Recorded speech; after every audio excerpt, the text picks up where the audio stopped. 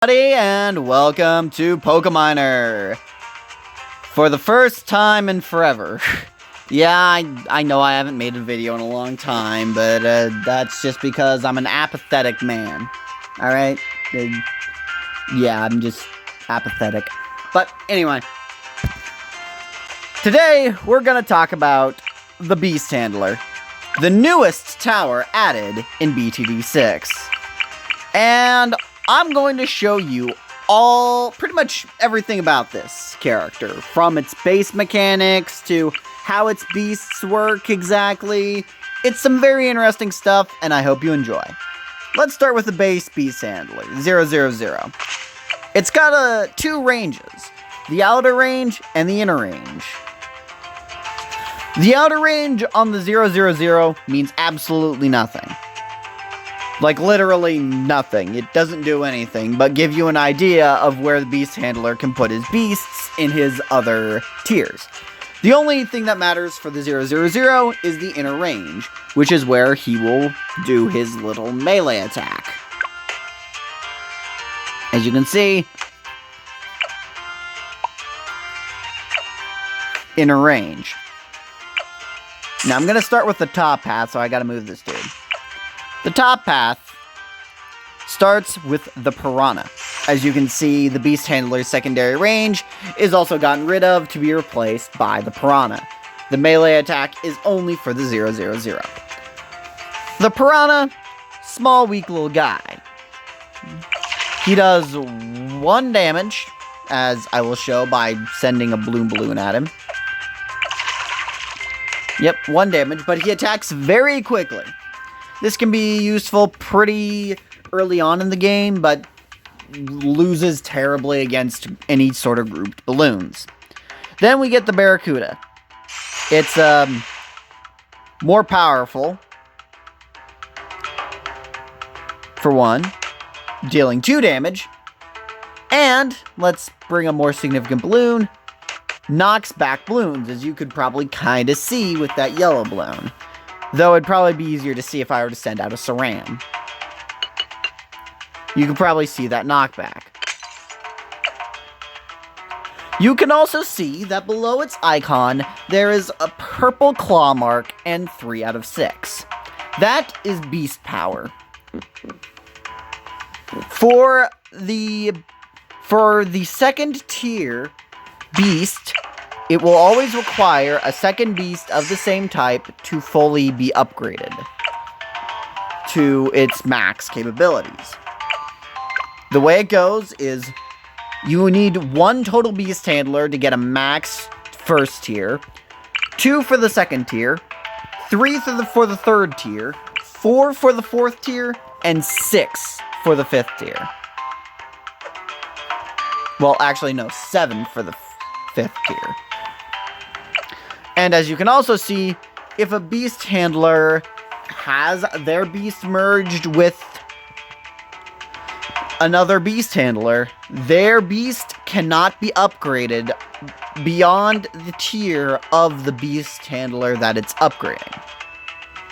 So since this is a 200, this Beast Handler can't become a 300 because it's merged with this Beast Handler. Now for the third tier of the Beast Handler, the Great White. This one adds a special attack. Where, well, not a special attack, it just full-on replaces its attack. It replaces its weak damage Pounce with a full-on Pounce and Drag to the ocean.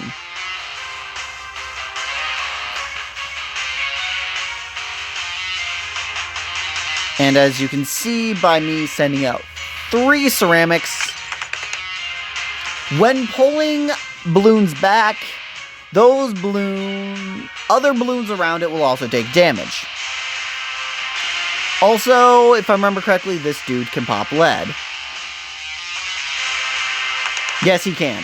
He can pop lead. And as you can see here, he's not maxed out. Even if I get this dude to Great White, he's not maxed out. You need another Great White for it to be maxed out. And at max, it can take out a full-on Moab. bits. Oops. With that. Also, you can see when I hover over him, it highlights the range of all 3 beast handlers. I'll talk about that later. Now on to the Orca. The Orca is the most powerful. It has increased stats, increased damage, yada yada yada. I'm sure you can get the general gist. At max tier, it can one-shot even ZOMGs. Like, let's put this dude here so that he'll actually be able to hit this part of the track. He can drag in a full ZOMG. And I'm pretty sure even a fortified ZOMG. However, he cannot see camos. Keep that in mind. Yeah, just fully one-shots a ZOMG. And if he finds a balloon that's a bit too powerful for him, like a Moab, he will just cling on and deal a boatload of damage. There is no other way for me to explain that, just a boatload of damage. And finally, the Megalodon. That requires 6 orcas on top of the existing tier 5 to max. This dude is absolutely flippin' busted. He can one-shot BADs. However, this is balanced by his arguably small range. I don't know who's arguing it, but it's smaller than the Navarch of the Seas, which is the only other tower that can one-shot BADs. And the fact that when you reach round 150, he can no longer one-shot BADs. He is forced to do actual damage to them. And he still can't see camos. That's the top path. Pretty cut and dry. He works best on strong targeting, and he is pretty terrible against crowds. Next up, we have the dinosaur, starting with the Microraptor. He's a small little guy, doesn't do much damage, but he's fairly quick. Let's go back to round 1 so that the balloons aren't fast. Yeah. He does okay. Next up, the Atosaurus. Bigger, badder, and can deal damage to leads. Pretty good, I'd say.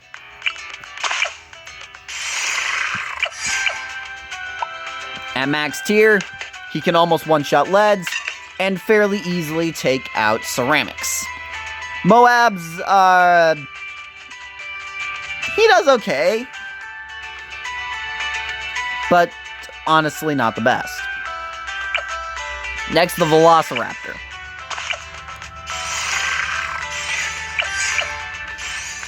The Velociraptor is a bigger boy. He deals more damage, one-shotting ceramics, just shredding Moabs, and being able to do some pretty decent damage against a BFB. Especially considering how fast he attacks. In fact, he's even able to take out a BAD. No, BFB. No, not... Why did I mix those two up? Anyway. The Velociraptor, pretty strong at max. Of course, when you have him at base, he's a bit weaker, but, I mean, you can kind of expect that. Next is the T-Rex. If you're wondering where the extra damage against stun balloons comes in, it comes in here. Because like with all middle paths, the tier 4 gives an ability. And this ability, if we send out a ZOMG here, will stun any balloon in its radius outside of BADs, because, of course, you can even have a camo balloon that the dude can't even see be damaged.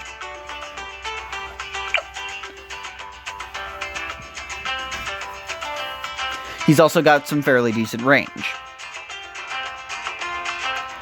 Also, I think now's a good time to mention that beasts do not have a footprint at all. Do not have a collision footprint. You can put him, like, right on top of, like, a tack shooter, and it's just completely fine. So don't worry about beasts taking up space or taking up too much of the water or anything like that when it comes to any of these beasts. Anyway, onto the Gigantosaurus. He is the biggest boy. And he gets pretty ridiculous. Let's start by showing off him destroying a ZOMG. Was that 7 chomps? Also, just for mention, his ability now has infinite range. So, if you're worried about a balloon getting a bit too close to the exit, just stomp, and if it's anything below, like, I don't know, if it's like a Moab, or, no, wait, if it's like a ceramic, it will be one shot. Because, as you could see earlier, he one-shots DDTs into absolute ceramics. And is just overall a very buff boy.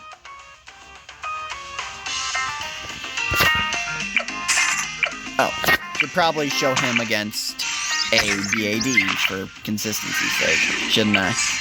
Yeah, probably should. Here's him against a level 1 BA, against a round 1 BAD. Just so you know, a round 100 BAD is stronger than a round 1 BAD, but any balloon from round 1 to round 80 basically have the same stat multiplier of 1x.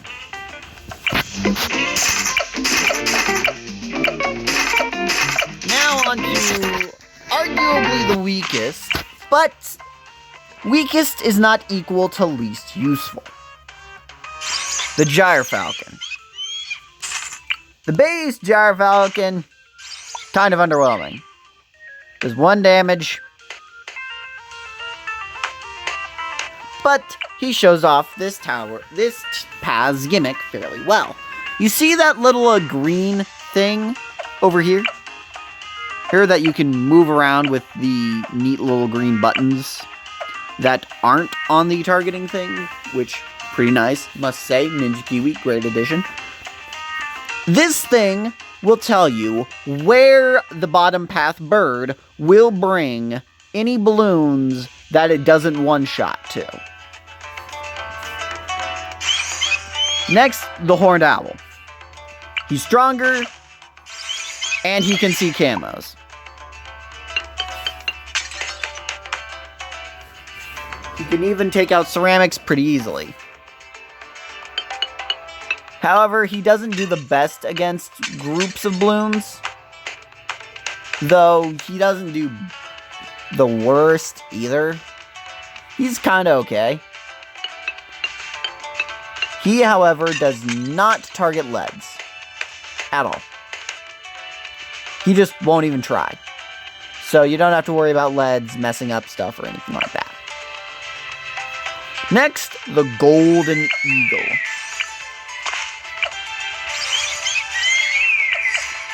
The Golden Eagle, he basically gains Pierce. That's pretty much it.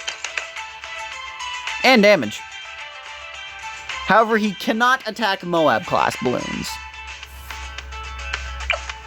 He just won't even...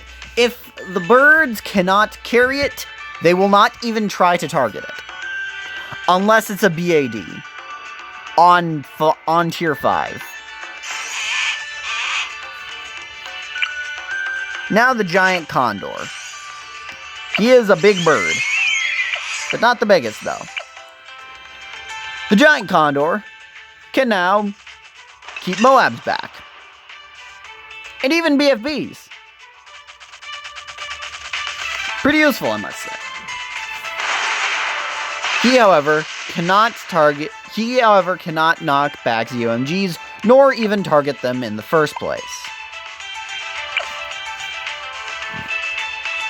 And finally, the Puakai, which I probably butchered the pronunciation for.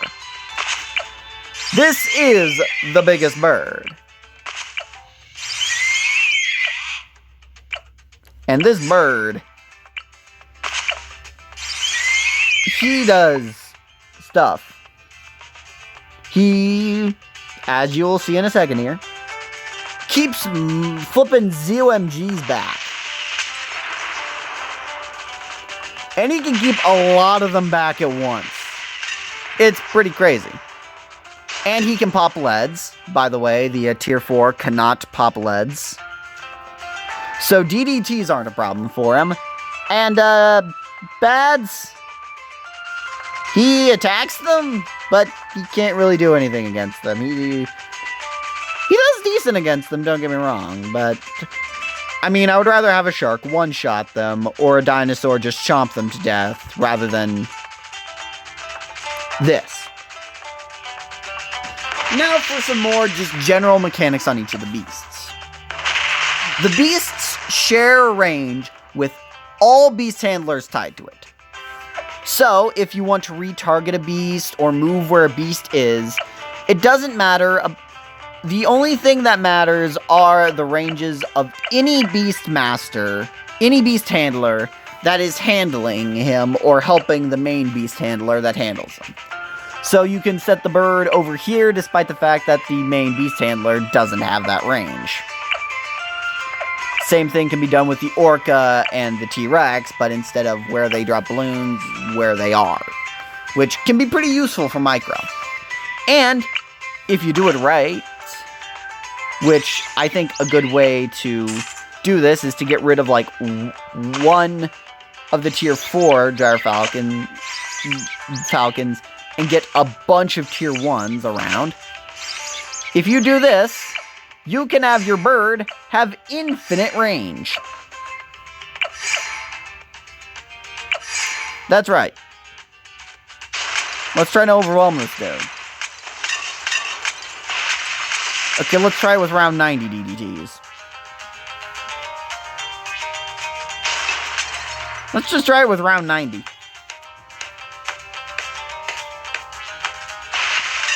Bruh. Okay, how about the round 100 bad? Oh no, wait, I accidentally sent out 3. Send out 1 round 100 bad to see this in action. As you can see, the bad is still within the range of the original beast handler. However, as you can see, the beast will go out. However, if I sell this,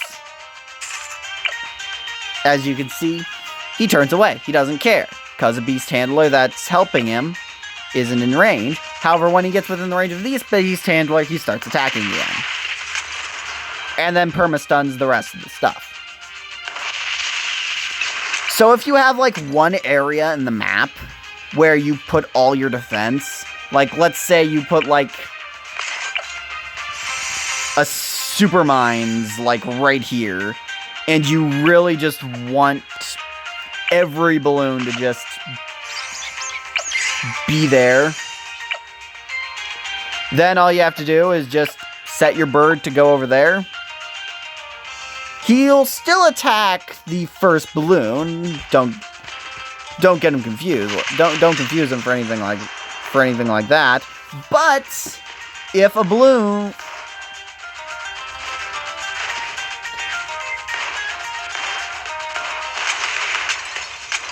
he will not send balloons back.